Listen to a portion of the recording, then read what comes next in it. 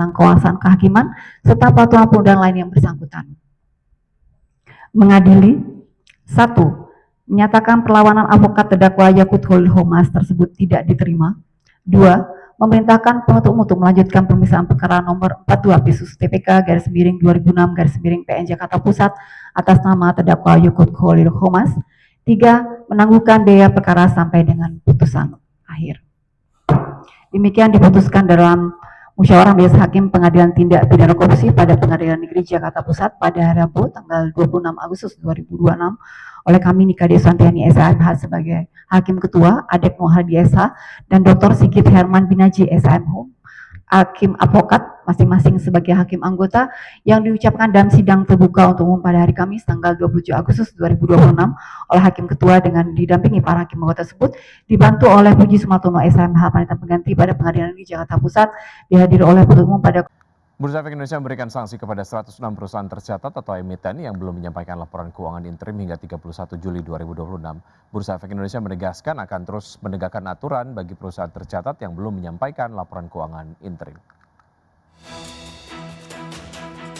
Bursa Efek Indonesia memberikan sanksi peringatan tertulis kepada 106 perusahaan tercatat atau emiten yang belum menyampaikan laporan keuangan interim hingga 31 Juli 2026.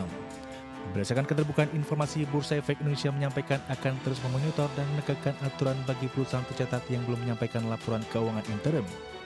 Laporan keuangan interim emiten tersebut tidak ditelaah secara terbatas dan tidak diaudit oleh akuntan publik. Bursa Efek Indonesia mencatat sebanyak 956 emiten wajib menyampaikan laporan keuangan interim per 30 Juni 2026.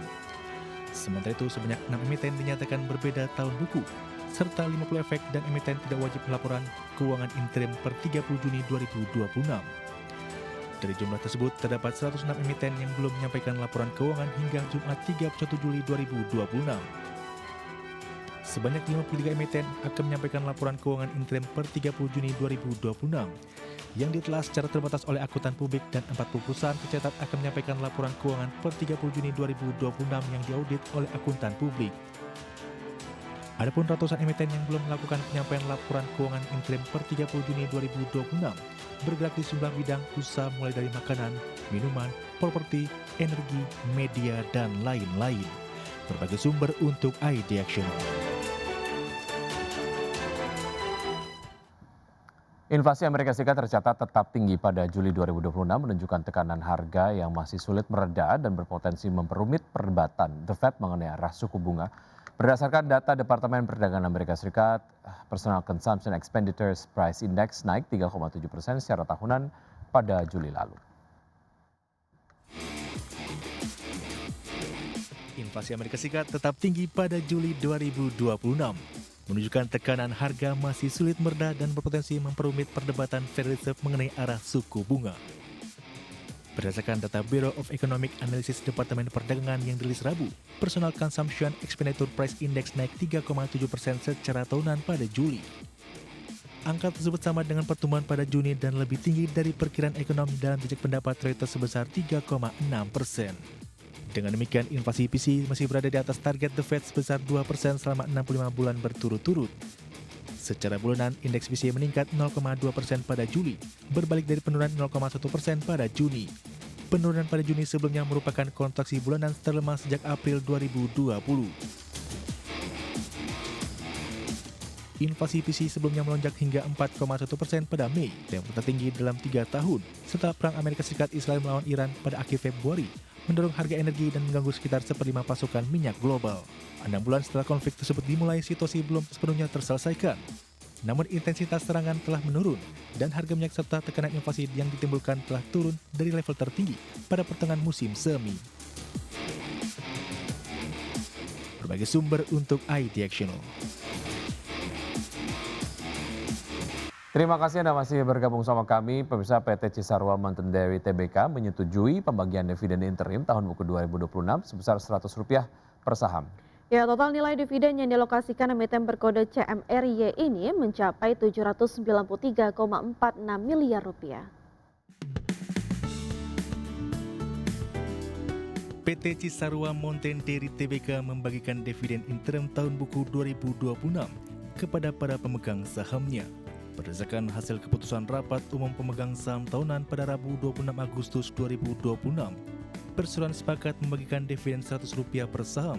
Total nilai dividen tunai yang disalurkan produsen produk olahan susu merek Cimory ini mencapai Rp793,46 miliar. Besaran dividen tersebut setara 67,8% dari laba bersih entitas induk semester 1 2026 yang mencapai Rp1,17 triliun. Kinerja keuangan perseroan juga didukung oleh saldo laba ditahan yang belum dibatasi penggunaannya sebesar Rp3,33 triliun. Sementara itu, total ekuitas perseroan hingga pertengahan tahun ini tercatat menguat di angka Rp7,16 triliun. Dividen akan disalurkan kepada investor yang namanya tercatat dalam daftar pemegang saham pada 7 September 2026. Berdasarkan jadwal perseroan, kam dividen di pasar reguler dan negosiasi jatuh pada 3 September 2026. Diikuti ex-dividen pada 4 September 2026. Selanjutnya, seluruh proses pencairan dana dividen akan disalurkan secara serentak pada 18 September 2026. Berbagai sumber untuk IDX Channel. PT Wijaya Karya Bangunan Gedung TBK membukukan raihan kontrak baru sebesar Rp775 miliar hingga Agustus 2026. Pencapaian emiten BUMN konstruksi ini melesat tajam 568% dibandingkan dengan periode yang sama tahun lalu. PT Wijaya Karya Bangun Gedung TBK mencatatkan pertumbuhan signifikan dalam perlahan proyek baru hingga pertengahan tahun ini, di mana perseroan meraih kontrak baru senilai Rp775 miliar. Perolehan tersebut melesat 568% jika dibandingkan dengan pencapaian periode tahun lalu yang sebesar Rp116 miliar. Kinerja penyerapan kontrak baru perseroan ditopang secara mayoritas oleh proyek pemerintah sebesar 83% serta BUMN 17%.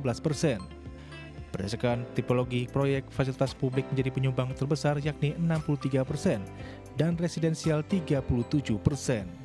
Sejumlah proyek utama yang meliputi Huntara Aceh Tamiang, Sekolah Garuda Kaltara, hingga pembangunan rumah sakit di Kalimantan Selatan. Dari sisi kesehatan fundamental, perseroan mencatatkan rasio utang terhadap ekuitas atau DER yang sangat aman di angka 0,98 kali. Beban keuangan perseroan tergolong minim mengingat rasio utang berbunga berada pada level rendah 0,07 kali. Selain itu, perseroan tidak memiliki utang, obligasi maupun sukuk sehingga memiliki fleksibilitas tinggi dalam pendanaan modal kerja. Berbagai sumber untuk IDX Channel.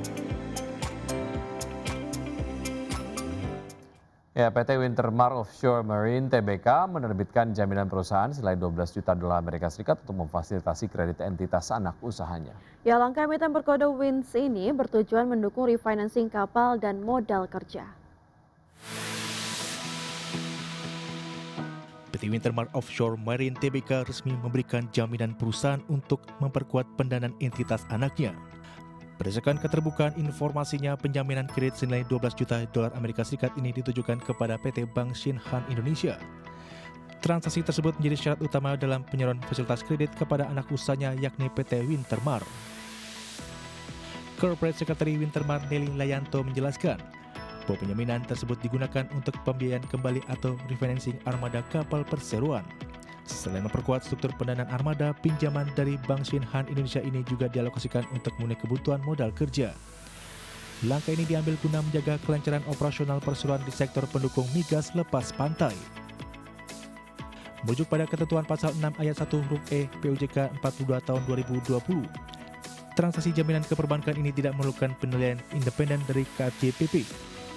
Manajemen menegaskan transaksi ini tidak mengandung benturan kepentingan serta seluruh fakta material telah diungkapkan secara transparan. Adapun PT Wintermar merupakan entitas anak strategis yang dikuasai WINS dengan porsi kepemilikan saham melampaui 99%. Berbagai sumber untuk IDX Channel.